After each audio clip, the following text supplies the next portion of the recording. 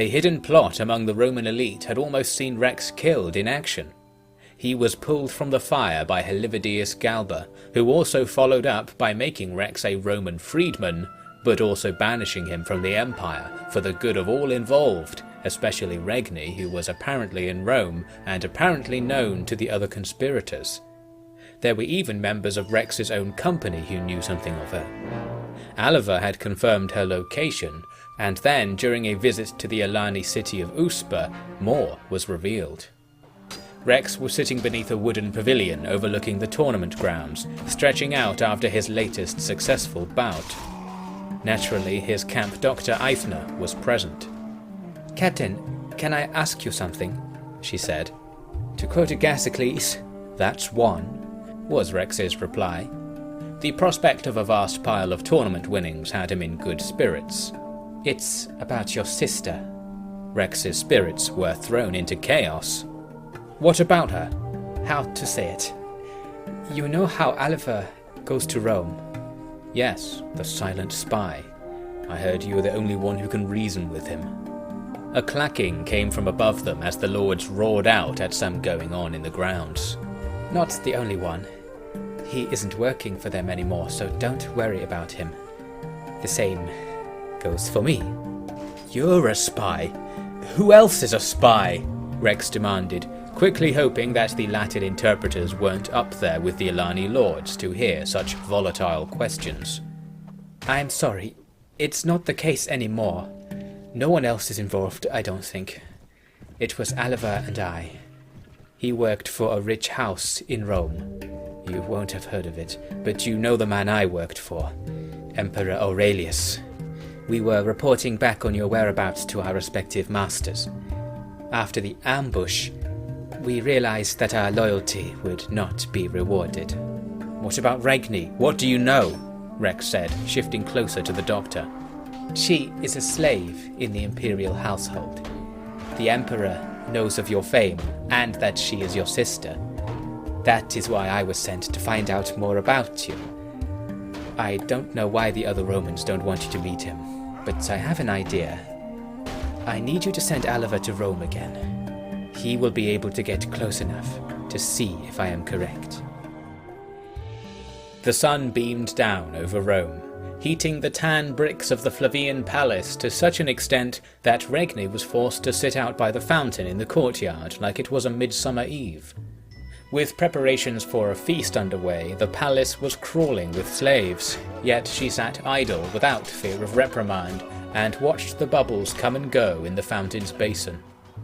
A cart was brought into the courtyard, ready for its cargo to be taken to the kitchens.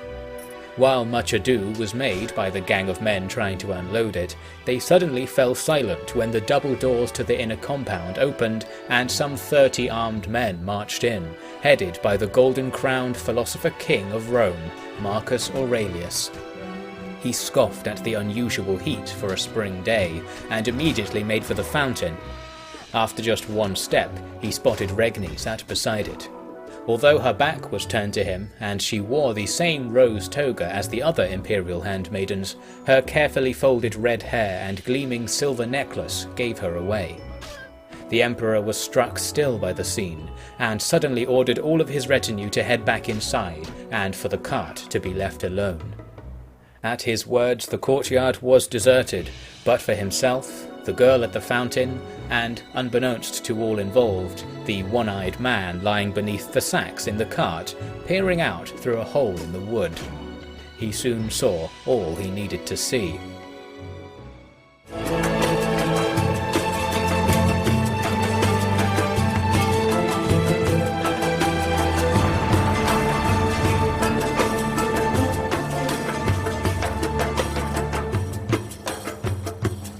Hello there and welcome back to Rex Romanum. We've got the reputation we need with the Alani city of Uspa to build a business here and complete our business in this area of the map. To get a bit more money, I started heading west after not having that much luck, and luckily enough, between us and the Bosphoran kingdom was a whole load of bandit parties. My party isn't particularly large right now, so we're not all that suited to getting money through fighting. I've only got 30 guys, and that's because, for whatever reason, I decided to be cavalry only. I guess it's to speed up traversing the world map. You move a lot faster if you don't have any infantry in your party. But, as I said, it does make fighting a bit harder. In this case, it's not too bad, because the enemy only have 20-something men as well. And since they just sat there, our cavalry charge against their static cavalry line should be somewhat effective. The only issue we then have is that it's a little bit messy. It's hard to tell which side is which, since normally when you make a cavalry attack, you attack the guys on the ground, but in this case many of the horsemen are also enemies. Anyway, we win with a few losses though. There's no safe way to make these cav attacks, because infantry are quite good at fighting cav once the charge is over. At least in this case, I can grab a whole load of prisoners to replenish my cavalry. And by the way, I've also taken on the challenge rule of not using the Roman soldiers, because they're really good value for money, and now that we've been ousted from Rome, I think we should try and use other types of men instead. After a few insignificant battles, I came across a larger bandit party. I've now got 50-something men after rescuing loads of prisoners. I went into this fight thinking that the local Bosporan armies might take part in it as well, but no, so it's actually going to be an even battle. We were uphill from the enemy, so at least we can use our cavalry advantage. All of my cav are in the same control group, so I can't outflank the enemy or anything. I'm doing this in the least possible strategic way. We're just running down the hill into these swarms of infantry. The infantry aren't especially good, they're not heavy or anything, so we can just take them out in one hit, mostly. But again, it is going to be a little bit costly. Cavalry tend to get stuck in these blocks, and then they can't attack things that are nearby them, whereas infantry in the same sort of melee blob situation tend to do a bit better, and horses are very easily killed once they're standing still as well. We do hack our way to victory in the end though, just more casualties to deal with. Luckily, with our high surgery skill between Aethna and also Agasicles, I think, we tend to get wounds more often than kills, so our party isn't truly being depleted that much. We pick up a whole load of loot, and now we're nearly ready to go. Had to fight a couple more of these insignificant battles, like this one where it's just like 5 guys and you can just solo it. And then I had enough money to go back to Uspa and purchase a brewery, which is one of the cheaper businesses, but in this case it did make us quite a bit of money, or it will do once it's finished being constructed. The Guildmaster also had this mysterious quest. The quest was nothing, and I had to come back another day to pick it up apparently. Very suspicious arrangement. Anyway, we're pretty much done now in the Alani territory. All I needed to do was head down to the south to find the officer who currently has Aliver and get him back. That quest doesn't really get you anything, I'm just doing it for narrative reasons in case you were wondering. Then I learned that there was a tournament going on down in Armenia, so I thought I'll go down there and pop off a few quick rounds in the tournament to start building up our next nest egg, which we'll need to purchase our next business. And for that, we are going to now be travelling even further into the east. Regni is in the hands of the Roman Emperor, Rex informed his old bodyguard in the privacy of his private wing of the Armenian royal palace. And I mean it literally. I see. It's funny to think. To have a member of your family taken as a concubine to a member of a ruling house is seen as quite the honor around here. Too bad I'm not from around here, Rex said, beginning to pace backwards and forwards in front of the seated imposter king. He wanted to summon me because of her, and the Roman army wants me dead because of her, most likely. She must have caused some trouble. That's why I need an army, something that will make the Romans think twice about jumping on me again. Then I can go to Rome and find her somehow. It won't be easy. She would have escaped on her own by now if it were. That's why I need as much help as I can get. Looks like the desert didn't drive you totally crazy then, Bagadetta said, standing and picking up his spear from beside his chair. Looks like you'll be needing the wealth of a great kingdom, and the spear of great destiny. We shall begin your training at once. Bagadetta wasn't joking.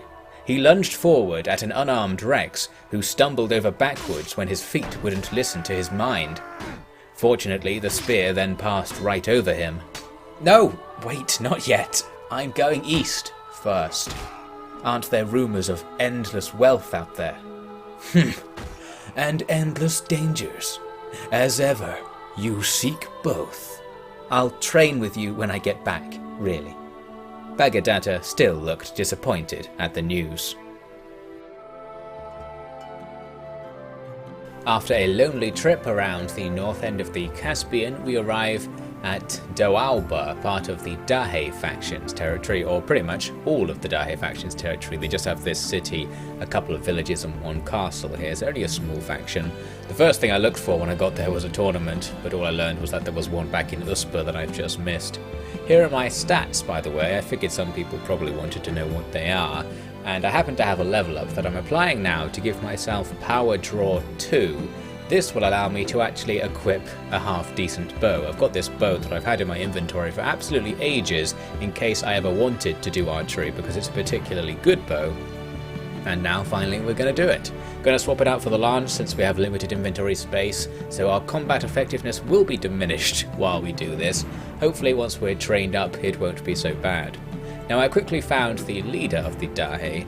He didn't have any quests for us, but I thought since we want to train archery skill, this is probably a good time to just sign on as a soldier and just be in his army for a bit. They're at war with the Parthians right now. It gives us all of the basic equipment, and we're going to immediately just swap that out for our heavy gear so we can just dominate for our low rank, and in theory get promoted quickly to be some sort of noble horse archer or something and get loads of good archery gear. All I need to do is wait for an opportunity to earn experience. You just need a certain amount of experience and then you'll be promoted. Or to get experience while in the army, you don't actually have to earn the experience through military matters. You can see here that this guy is paying the wages for our troops who are now also part of the army. So in theory we can make a lot of money, but just like the theory of me becoming a horse archer, it's not quite going to turn out that way, as we'll see. He does go back to the city and there's actually a tournament there when we go back, so that's perfect. I am going to get my big money-making opportunity. I'm skipping here to the final of the tournament. I was equipped without a shield, which was annoying because the enemy was throwing javelins at first. This rock was able to suffice as a shield, and now the fight can start. This guy though was particularly good.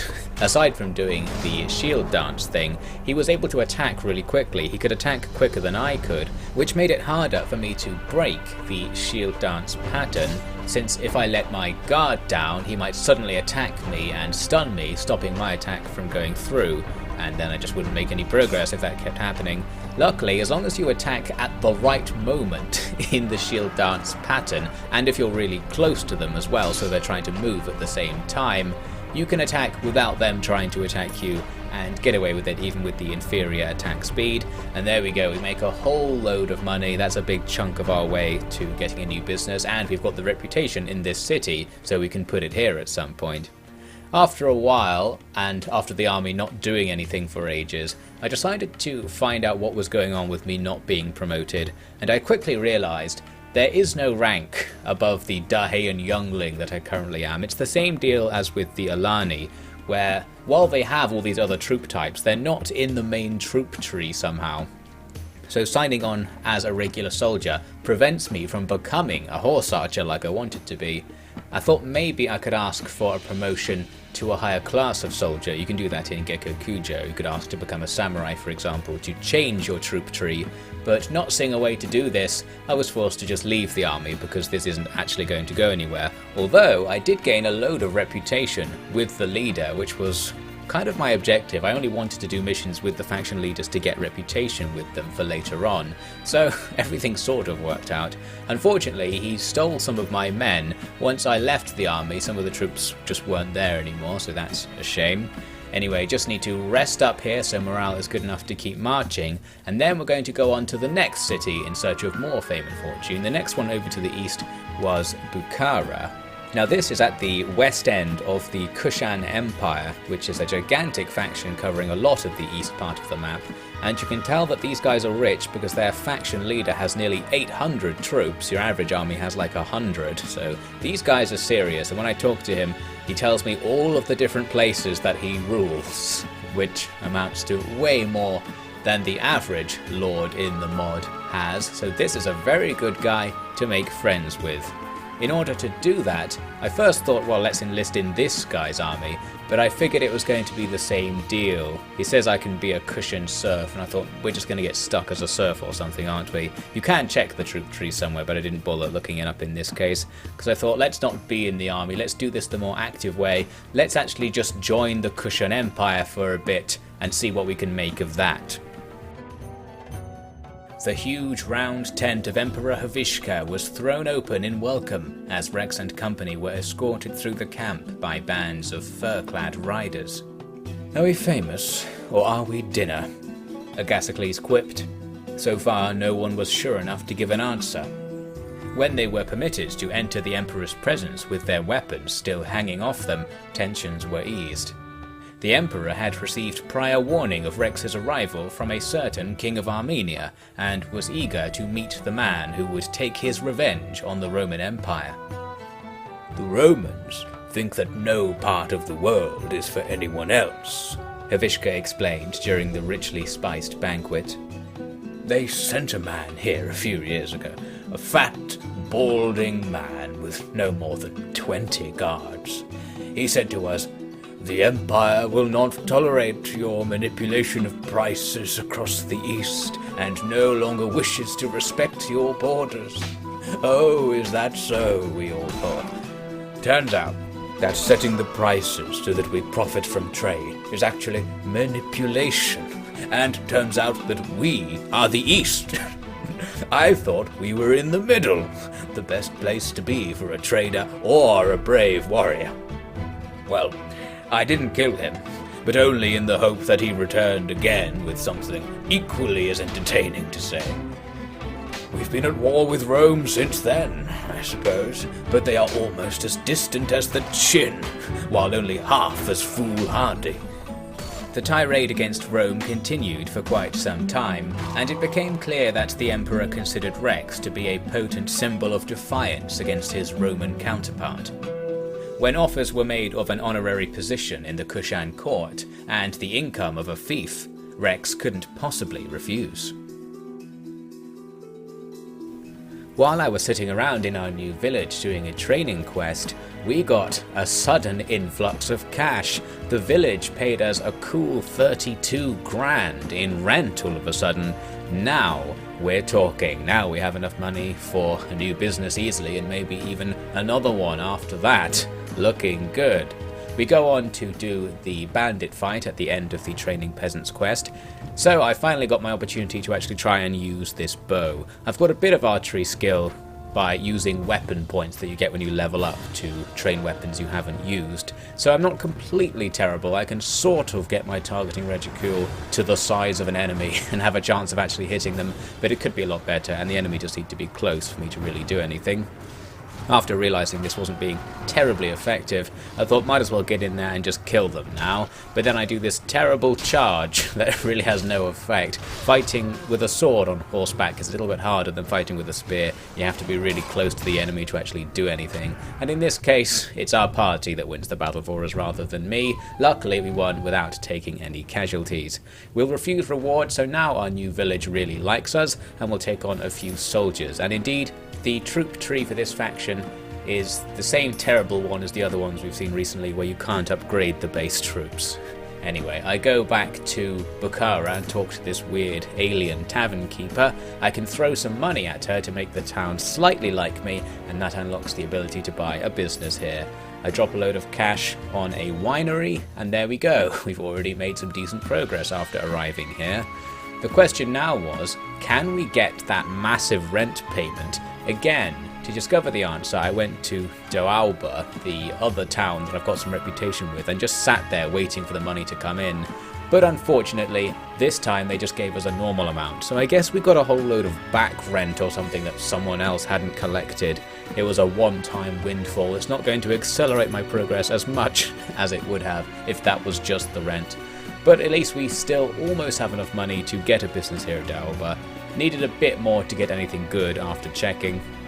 I went back to Bukhara for a bit, and I was actually called up to go on campaign, but because we're at war with the Roman Empire and Illyria, factions that are so far away, the campaigns just start and are then cancelled because the AI doesn't actually want to go halfway across the map to do anything, so nothing came of that. It's good news really, because it probably means we're not going to have to do any work as part of the Empire, and it might mean that the Roman Empire won't bother to come and attack us, making things extra easy. We can just chill here and make some money. One way to make money was to pick up this quest from the local guildmaster, the old Rescue the Kidnapped Girl quest, where you can make a load of cash if you don't pay the bounty, as we've seen before. On the way though, very bad news, apparently the Roman Empire is actually over here. The Roman Empire is specifically the faction on the Italian peninsula, so they've come a long way to destroy my village. There's nothing we can do to stop them really, we can't go back and chase after them or anything, we just have to take that loss. Anyway, we eventually make the journey to the southwest part of Arabia, a very long journey to save this kidnapped girl, and now go through the usual rigmarole to get all of the money we can out of this. A crowd of hired bodies surrounded Rex as he marched up to the gang of bandits. Rex had numbers on his side, but most of his party were barely armed and certainly barely able. Still, Rex wasted no time. "Give us the girl now, and we might just spare your lives," he shouted out across the desert. Uproarious laughter echoed back, and someone came forward to demand the promised ransom. "Don't you know who I am?" Rex replied. "I am Rex, the champion, the little king, the outlander. Now I ride in the name of the timeless Kushan Empire, and I will have what I came for today, with or without your heads." Taking this a little bit seriously, isn't he? Pillow asked Eadfrith. The man's not lying, just getting into it. Can't have wishes to storm the best guarded city in the world if you aren't at least a little passionate. It's embarrassing, that's all. "Don't worry, Roman," Eithna chipped in. "You'll get your fight. The captain wants to try and hit moving targets." As predicted, the bandits soon had enough of Rex's posturing and charged forwards. Pillow and Eadfrith nodded farewell to Eithna and Agasicles and promised a stirring display of arms as they thundered out for a little afternoon exercise. Rex's arrows gave a far less impressive performance. Once that business was sorted, I went south to the city in order to look for some deals in the marketplace, but while I was there I was attacked, so now I've got another chance to use the bow, this time at close range, where we can actually get hits. We have to keep dodging the enemy arrows, which makes it a little bit hard, but there we go, got ourselves an archery level up with that kill. After that there were more enemies somewhere, but they didn't show up for ages. Eventually spotted some guys up on the hill over there. Now we're fighting at medium range, and you can see the RNG problem we have with our low accuracy.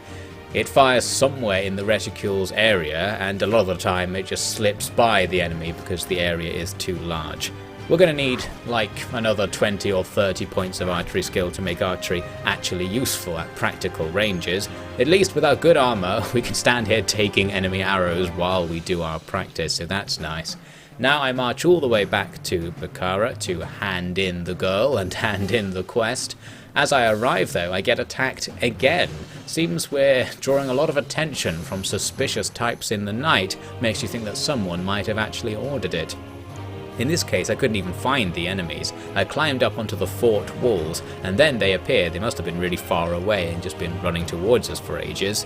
Now though, at least we can use the defences to our advantage. We can stand up here and make the enemy run at us. They get stuck on the stairs there, as we can see, which makes things extra easy.